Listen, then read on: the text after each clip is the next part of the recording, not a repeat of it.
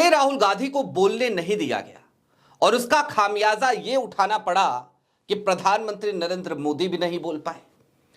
और इसके बाद से सत्ता पक्ष के लोग कह रहे हैं कि देखिए, संसदीय परंपरा को तोड़वाने का काम विपक्ष ने यानी कि कांग्रेस ने किया है। लेकिन इन आरोपों के पीछे की सच्चाई क्या है? लोकसभा में धन्यवाद प्रस्ताव पारित हो गया बिना प्रधानमंत्री नरेंद्र मोदी के अभिभाषण के, तो इसके पीछे क्या वो डर नहीं है जो डर कल की तारीख में प्रधानमंत्री नरेंद्र मोदी के चेहरे पर साफ साफ नजर आया था? किस डर की बात कर रहा हूं मैं? दोस्तों, कल की तारीख में प्रधानमंत्री नरेंद्र मोदी अपनी गाड़ी से उतरते हैं, सधे कदमों से संसद भवन के मकर द्वार की तरफ बढ़ते हैं और वहां से उन्हें लोकसभा में जाना था, अपना अभिभाषण देना था। लेकिन कल की तारीख में जैसे ही वो मकर द्वार तक पहुंचे, वहां पर अर्जुन राम मेघवाल और उनके साथ ही साथ संसदीय कार्य मंत्री किरण रिजिजू दोनों लोग मौजूद थे और भी कुछ नेता मौजूद थे। मोदी जी ने पूछा क्या चल रहा है, और उन्हें पता चला कि राहुल गांधी अभी भी भीतर हैं। इतना सुनना था कि प्रधानमंत्री नरेंद्र मोदी उल्टे पैर वापस चले गए। क्यों गए वापस? राहुल गांधी अंदर थे तो तकलीफ क्या थी? राहुल गांधी करने क्या वाले थे? उस बात से इतनी दिक्कत क्यों हुई? और आज की तारीख में लोकसभा में भारतीय जनता पार्टी ने कैसे बेशर्मी, थितरई, बेहयाई का एक नया अनूठा, अब तक का एकमात्र रिकॉर्ड बना दिया। सारी बातें जरा विस्तार से करेंगे।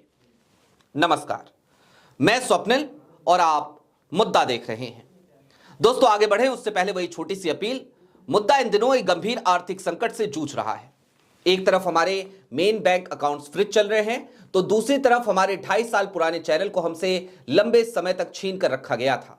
ऐसे में डे टू डे ऑपरेशंस में मुद्दा को काफी मुश्किलों का सामना करना पड़ता है। लिहाजा आपसे गुजारिश है, यदि आप चाहें तो स्क्रीन पर दिख रहे क्यूआर कोड या फिर के नीचे दिख रहे यूपीआई नंबर के जरिए मुद्दा की छोटी छोटी मदद जरूर कीजिएगा।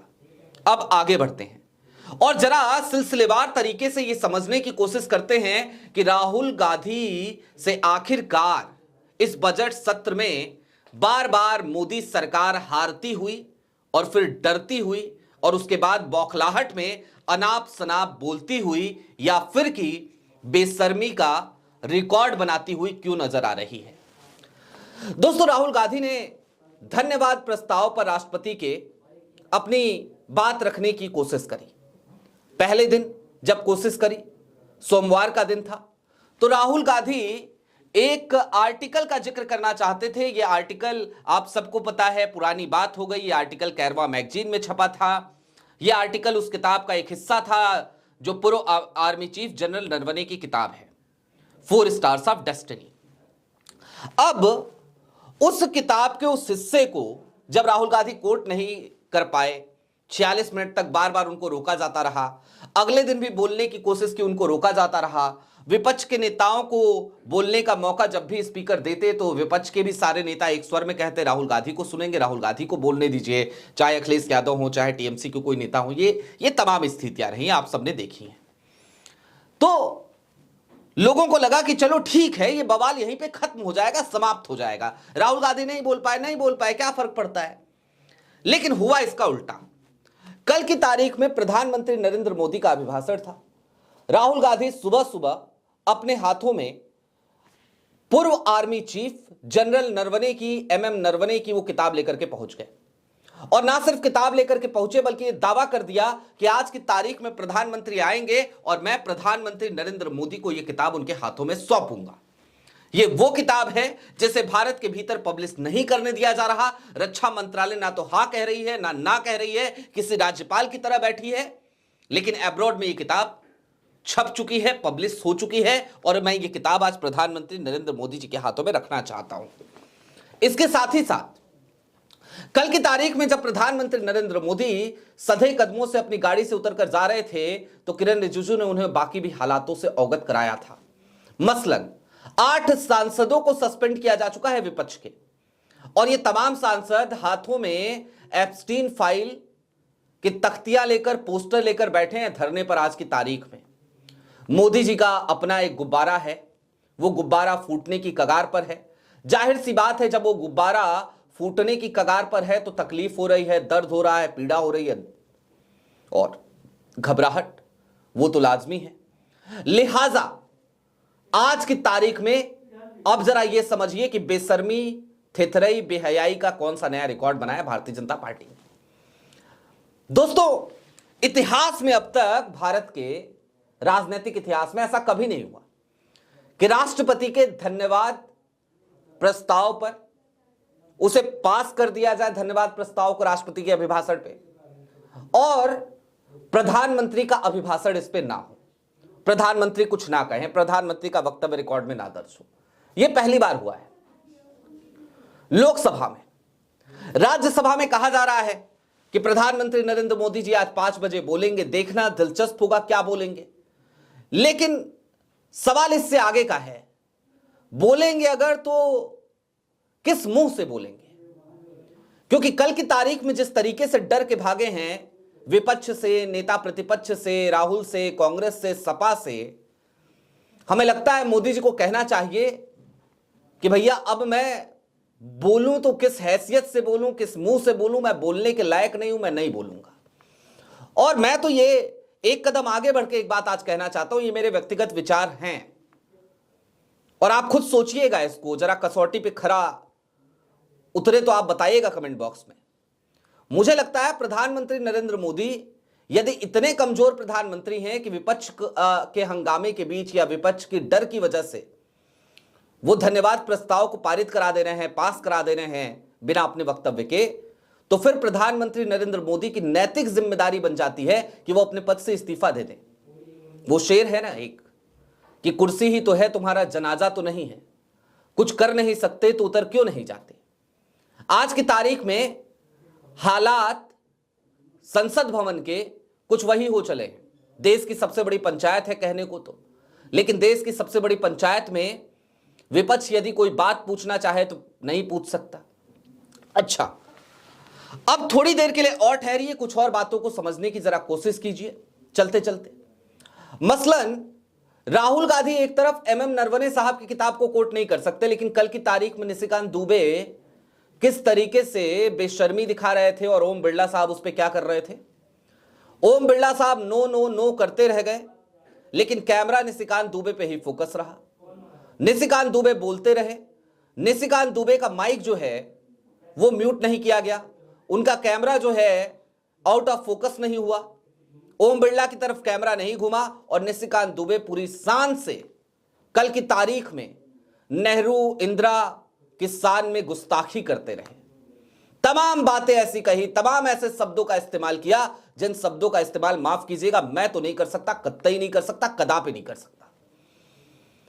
कुल मिलाकर अब यह समझिए कि कल से लेकर आज तक या फिर जब से बजट सत्र शुरू हुआ है तब से लेकर अब तक ये जो कुछ भी हो रहा है, ये मोदी सरकार को कैसे बैकफुट पर ढकेल रहा है।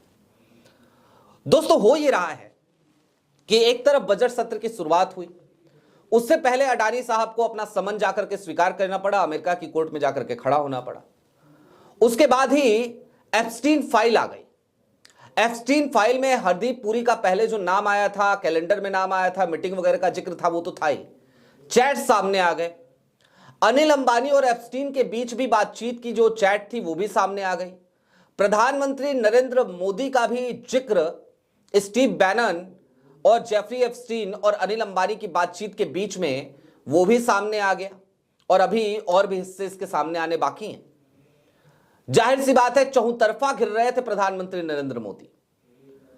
और इसी बीच में क्या हुआ, रातों रात अचानक जैसे ही सोमवार को राहुल गांधी ने एमएम नरवणे साहब की किताब का जो अंश कैरवा में प्रकाशित हुआ उस पर बात करनी चाहिए और प्रधानमंत्री नरेंद्र मोदी घिरते हुए नजर आए, रातों रात अचानक यूएस ट्रेड डील हो गई। यूएस ट्रेड डील का ऐलान भी किसी और ने नहीं बल्कि डोनाल्ड ट्रंप ने किया और यहां तक बता दिया कि भाई ये जो डील हो रही है ना, इस डील में अब अमेरिका के ऊपर 0% टैरिफ लगेगा।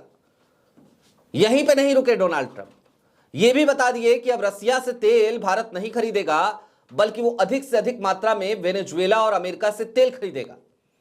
जाहिर सी बात है ऐसा करके ट्रंप ने आग में घी डालने का काम किया। हालांकि इस देश की गोदी मीडिया, मेन स्ट्रीम मीडिया जिसे आप कहते हैं, या फिर कि मैं मेन स्ट्रीम कहता हूं, आप तो गोदी मीडिया ही कहने लगे हैं, पॉमेरियन मीडिया भी कुछ लोग कहते हैं। वो इसे प्रधानमंत्री नरेंद्र मोदी का मास्टर स्ट्रोक बताने लगे कि देखो एक झटके में 18% टैरिफ पे लेकर के आई है मोदी सरकार ट्रंप को। लेकिन सच्चाई तो ये थी कि ट्रंप नहीं झुके, क्योंकि 18% कब भारत के सामानों पर टैरिफ लगता था, यह अगर इन भक्तों से कोई पूछे तो इनके पास कोई जवाब नहीं है। 7% जो टैरिफ कम किया है अमेरिका ने, 7% भी टैरिफ नहीं लगा करता था भारतीय सामानों पर। तो जाहिर सी बात है, ना जाने किस दबाव में प्रधानमंत्री नरेंद्र मोदी ने भारत के स्वाभिमान को अमेरिकी राष्ट्रपति ट्रंप के सामने जाकर के रख दिया, घुटने टेक दिए। किस चीज का दबाव था? जाहिर सी बात है, आप सब समझ रहे हैं, ये विपक्ष इस वक्त पे मजबूती के साथ एक साथ खड़ा है, वो एक बड़ा दबाव है। और इन सब के बीच एक और बड़ी खबर है, और वो बड़ी खबर क्या है? वो है महाभियोग की खबर। सबसे ज्यादा जरूरी जो अंग इस समय हो चला है भारतीय जनता पार्टी का, वो क्या है? वो ये है कि चुनाव आयोग को किसी भी तरीके से अपनी मुट्ठी में कस करके रखना, मुट्ठी में भींच करके रखना। उन्हीं ज्ञानेश कुमार का भी रिकॉर्ड खराब कराने की तैयारी विपक्ष ने कर ली, और खास तौर पे ममता बनर्जी ने।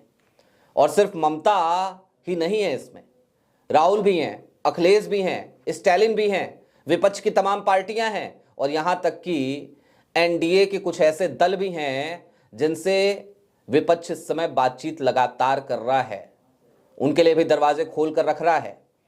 एक ऐसे भी नेता हैं जो पूर्व मुख्यमंत्री हुआ करते थे, जिनके पास वर्तमान समय में लोकसभा में 7 सांसद हैं, महाराष्ट्र से आते हैं, आप समझ गए होंगे, नाम लेने की जरूरत नहीं है।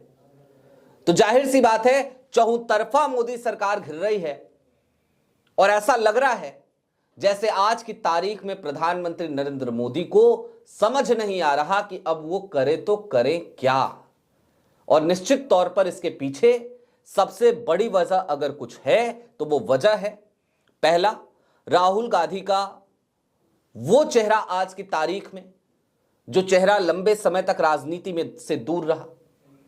पहले भारत जोड़ो यात्रा, और उसके बाद से भारत जोड़ो न्याय यात्रा, और उसके बाद देश राहुल को समझने लगा। फिर राहुल राजनीति में इस तरीके से एक अग्रेसिव पॉलिटिशियन की तरह आगे बढ़े कि आज की तारीख में उनके अग्रेशन के सामने तमाम राजनेता पानी भरते हुए नजर आते हैं। और इन सब के बीच राहुल को समूचा विपक्ष अपना नेता मान रहा है। ये और भी बड़ा सरदर्द है भारतीय जनता पार्टी के लिए, और इसकी बानगी हमने सोमवार को भी देखी, मंगलवार को भी देखी, कि जब सोमवार को ओम बिरला ने अखिलेश यादव का नाम लिया राहुल को रोककर, तो अखिलेश यादव ने भी कह दिया कि नहीं, नेता प्रतिपक्ष कुछ कह रहे हैं, पहले उनको सुन लिया जाए। और उसके बाद अगले दिन मंगलवार को जब फिर से लोकसभा में राहुल गांधी को नहीं बोलने दिया गया, तो समूचे विपक्ष ने वॉकआउट कर दिया, सदन छोड़ दिया, बाहर निकल गए, कहा कोई बात नहीं, नेता प्रतिपक्ष को नहीं बोलने दोगे तो हमें आगे सदन की कार्रवाई में भाग ही नहीं लेना है। और उसी का नतीजा यह भी रहा कि राहुल अड़े हैं उस पूरी ताकत के साथ। वो खुद को अब सिर्फ कांग्रेस का सांसद नहीं मानते हैं, निश्चित तौर पर वो नेता प्रतिपक्ष हैं, वो उस भूमिका में नजर भी आ रहे हैं।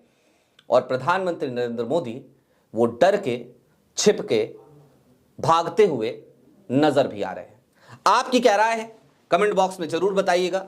अभी के लिए दीजिए इजाजत, चलते चलते फिर वही अपील, चैनल पे नए हो तो सब्सक्राइब करते हुए जाइएगा, सक्षम हो तो छोटी छोटी मदद मुद्दा की जरूर कीजिएगा। बहुत शुक्रिया।